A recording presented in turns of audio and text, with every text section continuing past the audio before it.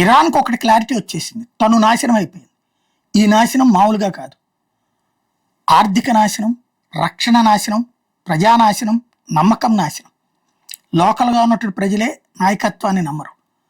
ఆర్థికంగా పెను సంక్షోభం, యుద్ధం కారణంగా దెబ్బతిన్నటువంటి కారణంగా పెట్టుబడులు పెట్టడానికి ఎవడూ రాడు.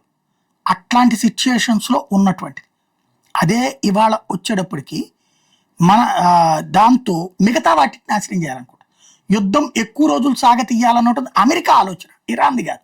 ఇరాన్కి ఇప్పటికే భయం పుట్టుకొచ్చేసింది, తొందరగా యుద్ధం ఆపితే బెటర్ అనుకుంటుంది. ఇప్పటికన్నా సెటరైట్ చేసుకుంటే బెటర్ అనుకుంటుంది.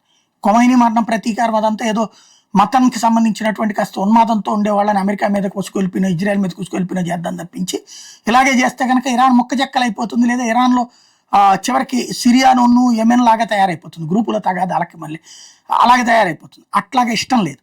కాబట్టి వీళ్ళు సిద్ధపడుతున్నా అమెరికా చేయదు. ఎందుకంటే అమెరికాకి ట్రంప్కి ఓ పెద్ద సమస్య ఉంది. ఏంటయ్యా అంటే, త్వరలో మధ్యంతర ఎన్నికలు ఉన్నాయి, దాంట్లో గెలవాలంటే తను ఒక వీరుడిగా చూపించుకోవాలి. అమెరికన్ ఆర్థిక వ్యవస్థ అతలాకుతల నుంచి డైవర్షన్ కావాలి.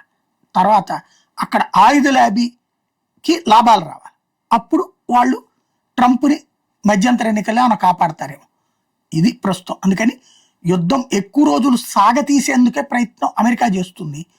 లేదు లేదు మేము చర్చలకు సిద్ధం అన్నటువంటి పేరుతో త్వరగా ముగింపు కోసం ఇరాన్ ప్రయత్నిస్తోంది. మరి అవుతుందా లేదో చూడాలి.